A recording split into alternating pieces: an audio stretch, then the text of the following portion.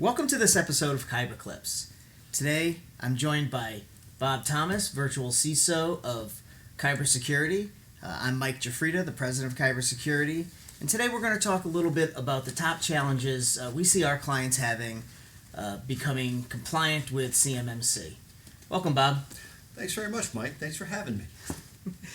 Hey, why don't we start by defining CMMC? What is it, and why do we have to do it? Yeah, I mean, there's so many acronyms thrown around, and I think we should cover that. So CMMC is the Cybersecurity Maturity Model Certification. It's specifically focused on Department of Defense work and any work inside the defense industrial base. It's a certification that the government requires if you are doing work that usually involves either federal contract information or CUI, controlled unclassified information.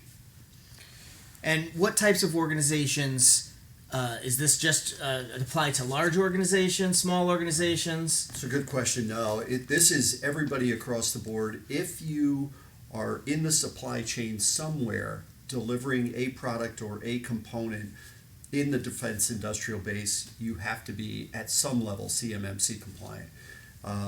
If people are familiar with NIST 800-171, which was kind of the predecessor to this, some people call it DFARS, D-F-A-R-S.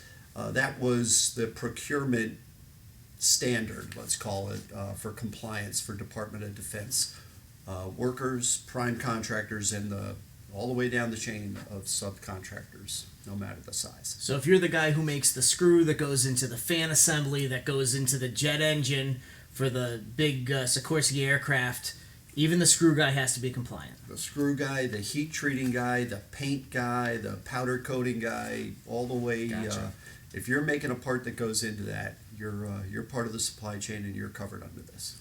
So what are some of the top challenges you see some of these organizations facing today? So I think probably the first thing we need to talk about is the deadline, or looming deadline, which is July 1st of 2023.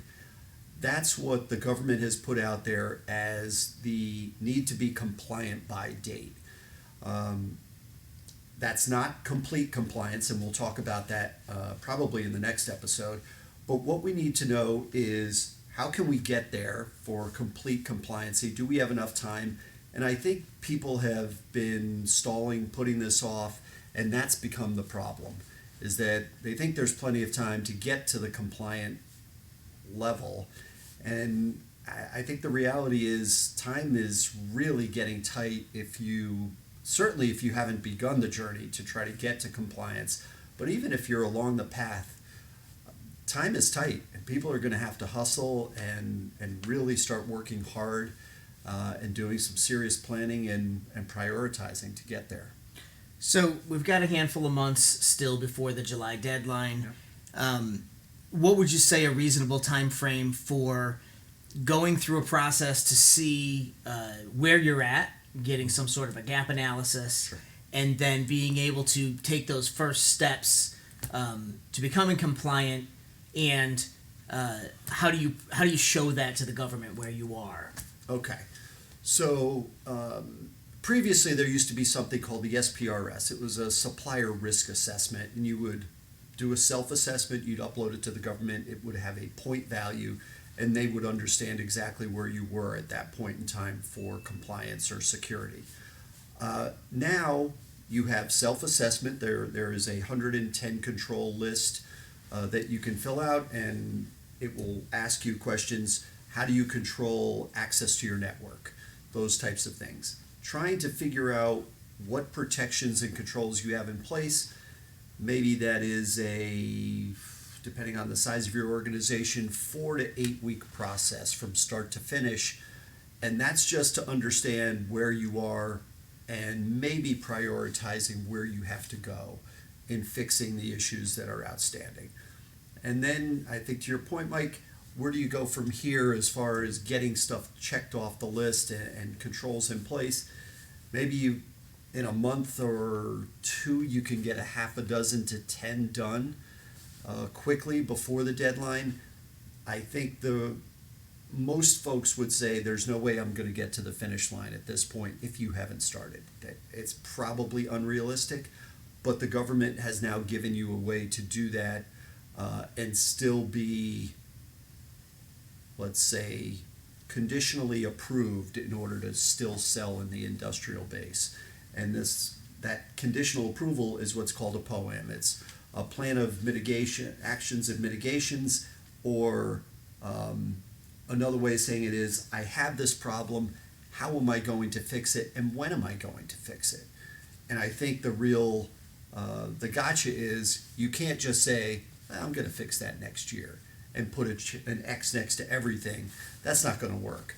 The government is still holding back kind of a special wand that says, yeah, that's okay. We'll allow you 6 months to fix that problem.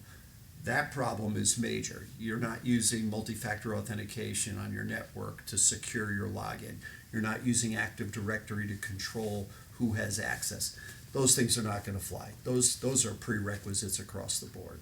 So it sounds like there are some things that are POAM worthy and some that are not. Is there exactly right. Is there a place someone can get a resource that says, okay, these are the ones that are absolutely required, these are the ones where maybe you can get a little breathing room? Yeah, that doesn't really That exist. would be too easy. That would be too easy. That doesn't really exist yet. And I'm not even sure that the government and the auditors, which there are no certified auditors yet, they're in a trial phase for auditing each of these assessments or self-assessments. So that's coming. But I do believe that as assessments are submitted and people say, yes, I've done all my work, I think I'm there, maybe these 2 or 3 items, I'm not there, that's when they're going to get immediate feedback from the AB, which is the accrediting board for the CMMC compliance. Then they're going to get feedback that says, yeah, that's not going to fly. Gotcha. Let's assume someone gets that feedback, and maybe we're jumping ahead here, but somebody gets the feedback that that's not going to fly. Do they get some sort of a grace period there, or is that, bam, all of a sudden I cannot bid on contracts? So the answer is, you can keep bidding on contracts all you want. The enforcement doesn't come until the awarding phase. So if you get that information back from the AB and they say, yeah, we're not going to approve this one item, you don't have Active Directory in place, you're done, you need to fix that. You've got until an award is in place and ready to be handed over to you.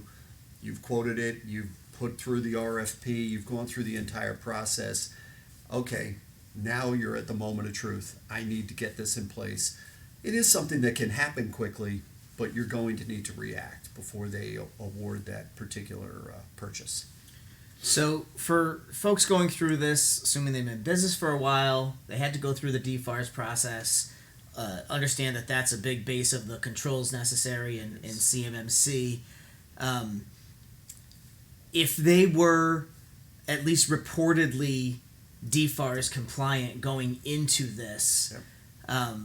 What do you see as the biggest hurdle making it from where they were to where they need to go by July 1st? Okay, so everything up until now has been on the honor system. It's been self-assessment with no oversight, maybe one of the prime contractors, General Electric, Electric Boat, ExoStar, and that group, they would ask you questions, or they would express their dislike if they didn't like the answers you gave.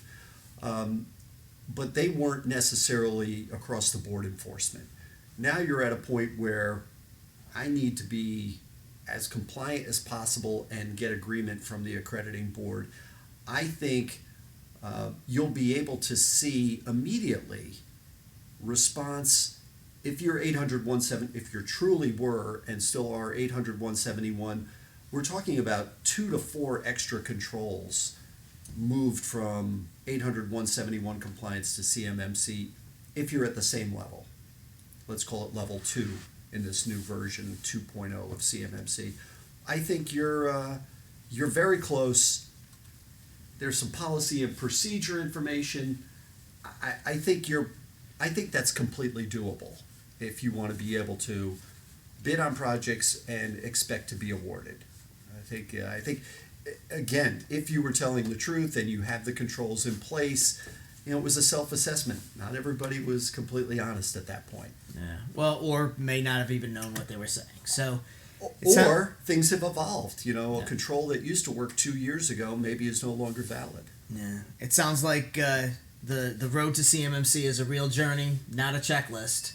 And folks better get started pretty soon. I think that's absolutely true. I think a lot of people previously treated it like a checklist, and now I think they've got to believe that they have to be compliant or at least get on their way. Great. Well, thank you, Bob. Thank you for this information, and thank you for joining us on Kyber Clips.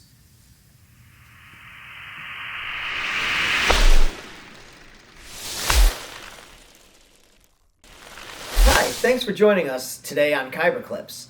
I hope you enjoyed the information. If you liked what you saw, please subscribe to our channel. You can comment below, or you can always reach out to us at sales@kybersecure.com. Hope you have a great day.